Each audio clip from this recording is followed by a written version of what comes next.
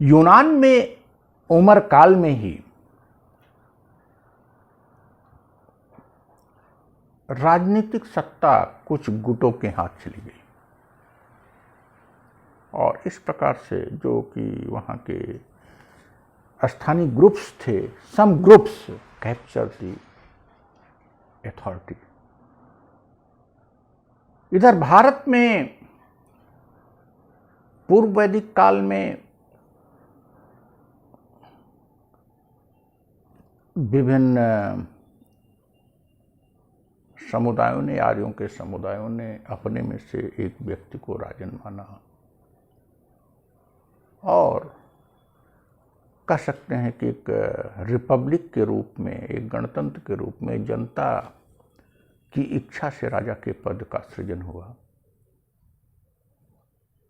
और उस पर सामाजिक संस्थाओं, सभा और समिति का नियंत्रण रखा गया। इस प्रकार से एक गणतंत्री व्यवस्था के रूप में स्थापना हुआ।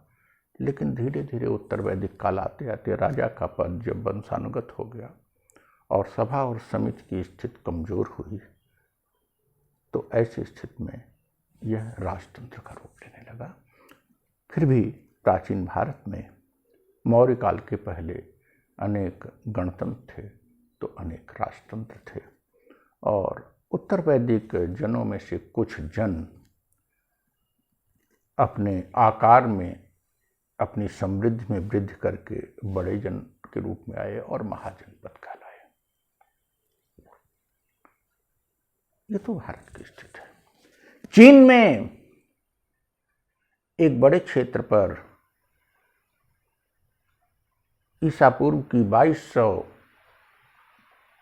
2200 ईसा पूर्व से लेकर हम देखते हैं कि लगातार लंबे लंबे समय तक राजतंत्री व्यवस्था ने शासन किया और कुछ वंश के लोगों ने ईस्वी सन की शताब्दियों तक शासन किया। 3-4 वंश आए और एक बड़े क्षेत्र पर शासन किया।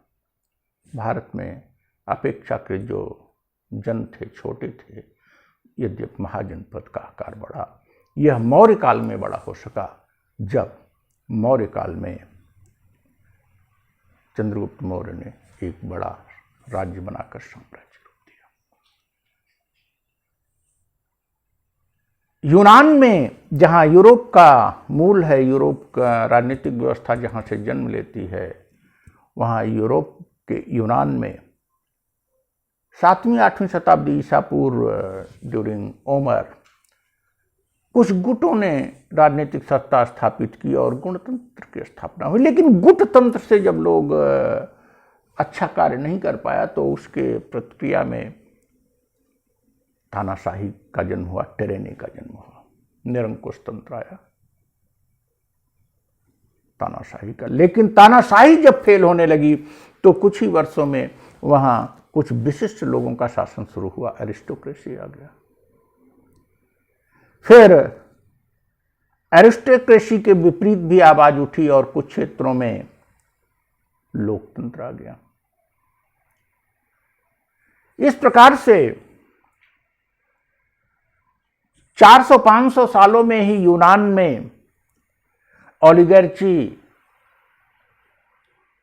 टिरेनी, मोनार्की, एरिस्टोक्रेसी और डेमोक्रेसी सभी व्यवस्थाएं आई। यद्यपि इन सबको वर्तमान रूप में नहीं देखा जा सकता, जैसे लोकतंत्र का जो वर्तमान रूप है उस रूप में उसको मत देखिए। सीमित लोगों को वोट देने का अधिकार था, फिर भी जनता द्वारा सरकार चुनी जाती थी।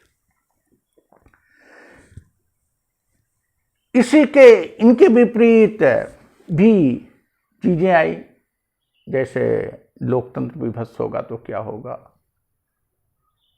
राजतंत्र विभत्स होगा तो क्या होगा, गुटतंत्र विभत्स होगा तो क्या होगा। इस राजनीतिक उथल पुथल ने वहां राजनीतिक चिंतन को जन्म दिया, जिसे राजनीतिक दर्शन के रूप में जाना जाता है। भारत में भी जो राजनीतिक उथल पुथल हुआ उससे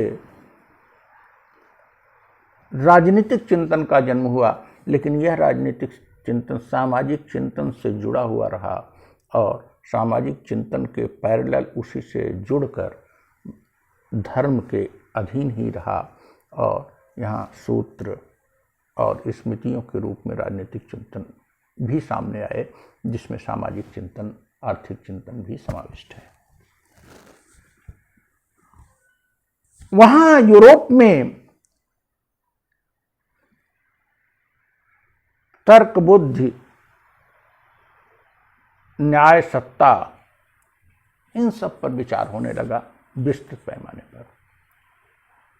सुकरात तो एक महान अध्येता था, उसको दार्शनिक माना जा सकता है, जो तत्व ज्ञान की खोज में लगा रहता था, लेकिन उसका शिष्य प्लेटो एक राजनीतिक चिंतक के रूप में सामने आता है और उसने एक राष्ट्र के लिए, एक राज्य के लिए कितनी जनसंख्या होनी चाहिए, राज्य का शासन किसके हाथ में होना चाहिए,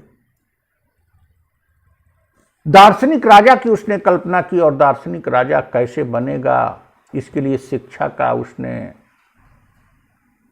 के लिए विस्तृत व्यवस्था दी कि कैसे शिक्षित करके लोगों को इंगेज किया जाए, और उसने संपत्ति और स्त्रियों के साम्यवाद का सिद्धांत दिया रूलर कास्ट के लिए।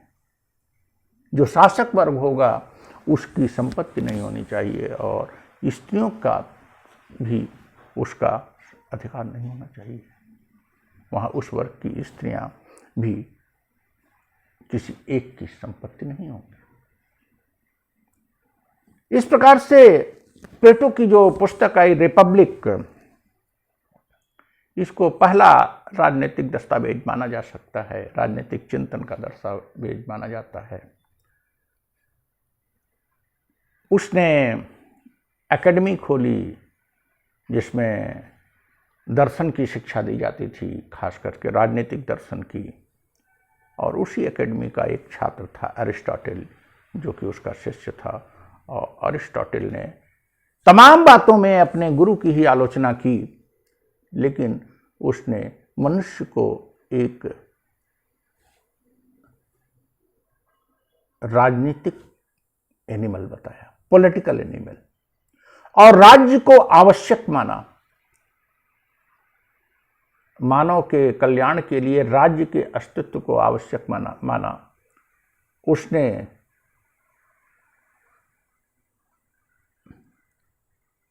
ह्यूमन बीइंग को एक पॉलिटिकल एनिमल के रूप में निरूपित करते हुए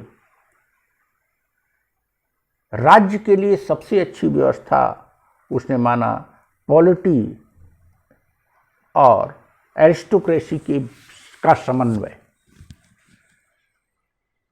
उसकी पुस्तक राजमर्मज्ञ, उसकी पुस्तक पॉलिटिक्स में उसने अपने राजनीतिक चिंतन को विस्तृत आधार दिया और उसे इसीलिए राजनीति शास्त्र का पिता माना जाता है। उधर प्लेटो, उसका जो गुरु था, वह अपने राजनीतिक चिंतन में, अपने जीवन में भी थोड़ा उदार हुआ और आइडियल स्टेट को उसने सब आइडियल स्टेट के रूप में वो किया। आगे की उसकी पुस्तकें राजमर्मज्ञ, स्टेट्समैन एंड लॉज जो आई, उसमें वो उसका उदार स्वरूप देखा जाता है। फिर भी राजनीतिक दर्शन को जो स्वरूप अरिस्टोटल ने दिया, उससे राजनीति शास्त्र के अध्ययन को बल मिला, राजनीतिक चिंतन को बल मिला। यह बात दीगर है कि प्लेटो और अरिस्टोटल का राजनीतिक चिंतन और राजनीतिक व्यवस्था यूनान के नगर राज्यों के परिप्रेक्ष्य में थी, एथेंस स्पार्टा की प्रतिद्वंद्विता के परिप्रेक्ष्य में थी, क्या अनुरूप है, और एक कम जनसंख्या के परिप्रेक्ष्य में थी। 10,000 20,000 की जनसंख्या के लिए डेमोक्रेसी की बात करना आसान हो सकता है, वो भी सभी को वोटिंग अधिकार न हो, सीमित मताधिकार हो, दास व्यवस्था प्रचलित हो, स्त्रियों के अधिकार न हो। कहा जाता है, कहते हैं वो कि एक मालिक और नौकर का जो संबंध है वही पुरुष और स्त्री का संबंध है। स्त्री की योग्यता को स्वीकार नहीं किया जा रहा है। दास व्यवस्था एक कानून के रूप में चिन्हित है। इस प्रकार से यूनान के छोटे नगर राज्यों के परिप्रेक्ष्य में, उस समय के परिप्रेक्ष्य में उनका चिंतन दिया गया, नो डाउट, और वह आज कहीं से भी पूरी तरह से प्रासंगिक नहीं हो सकता। लेकिन राजनीति शास्त्र के अध्ययन में, राजनीतिक चिंतन के आगे के अन्वेषण में, आगे के नवोन्वेषण में प्लेटो और अरिस्टोटल का अत्यंत महत्वपूर्ण योगदान है। और इस राजनीतिक चिंतन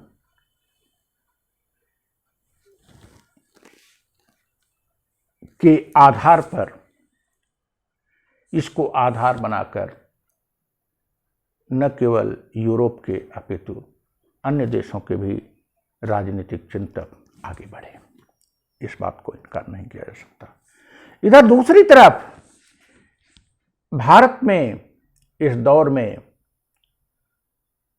दो राजनीतिक चिंतक के रूप में भी स्वीकार किया था। एकदम मनु का राजनीतिक चिंतन सामाजिक धार्मिक चिंतन से ओतप्रोत है, और अर्थशास्त्र कौटिल्य।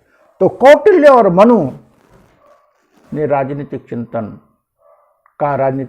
कैसा था, और उस राजनीतिक चिंतन का भारतीय राजनीति पर, भारतीय राजनीतिक व्यवस्था पर क्या असर पड़ा,